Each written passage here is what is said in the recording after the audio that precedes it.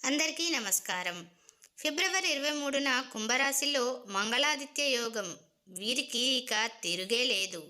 జ్యోతిష్య శాస్త్రం ప్రకారం ఫిబ్రవరి 23వ తేదీ ఉదయం 11 గంటల 49 నిమిషాలకు కుజుడు శని రాశి అయినటువంటి కుంభరాశిలోనికి సంచారం చేస్తాడు.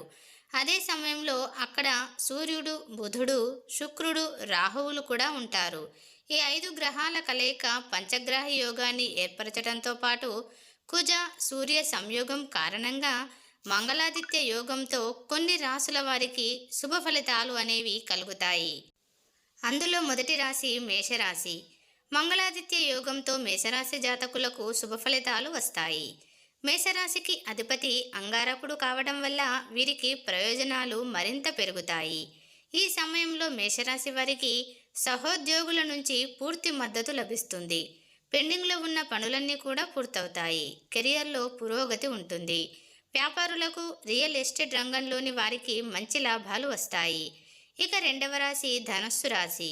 ధనస్సు రాశి జాతకులకు మంగళాదిత్య యోగం ప్రయోజనాలను చేకూరుస్తుంది. ధనస్సు రాశిలో 3వ స్థానంలో కుజుడు సంచరించడం వల్ల పెట్టుబడుల మీద మంచి రాబడి ఆశించవచ్చు. ఈ సమయంలో చేపట్టే ప్రయాణాలు లాభదాయకంగా ఉంటాయి. ఆదాయంతో పాటు ఖర్చులను నియంత్రించుకోవడం మేలు చేస్తుంది. సింహరాశి. సింహరాశి వారికి మంగళాదిత్య యోగంతో అన్ని విధాలుగా మంచి జరుగుతుంది. సింహరాశి జాతకులు కుజుడి ప్రభావంతో చేపట్టే పనులలో సానుకూల ఫలితాలను చూస్తారు. భాగస్వామ్య వ్యాపారాలు చేసేవారికి మంచి జరుగుతుంది. ఉద్యోగులకు అనేక ప్రయోజనాలు లభించడంతో పాటు కెరియర్లో పురోగతి ఉంటుంది. నిలిచిపోయిన బకాయిలను తిరిగి పొందే అవకాశం కూడా ఉంది. పాత పెట్టుబడుల నుండి లాభాలు కూడా వస్తాయి. వృషభ రాశి. వృషభ రాశి వారికి మంగళాదిత్య యోగంతో అన్ని విధాలుగా లబ్ధి చేకూరుతుంది. కుజుడు దశమ స్థానంలో సంచరించడం వల్ల వీరికి కెరియర్లో పురోగతి లభిస్తుంది. కష్టానికి తగిన ఫలితం ఉంటుంది. వృషభ రాశి వారికి ఆదాయం, పెరిగిన ఖర్చులు అధికమయ్యే సూచనలు కూడా కనిపిస్తున్నాయి.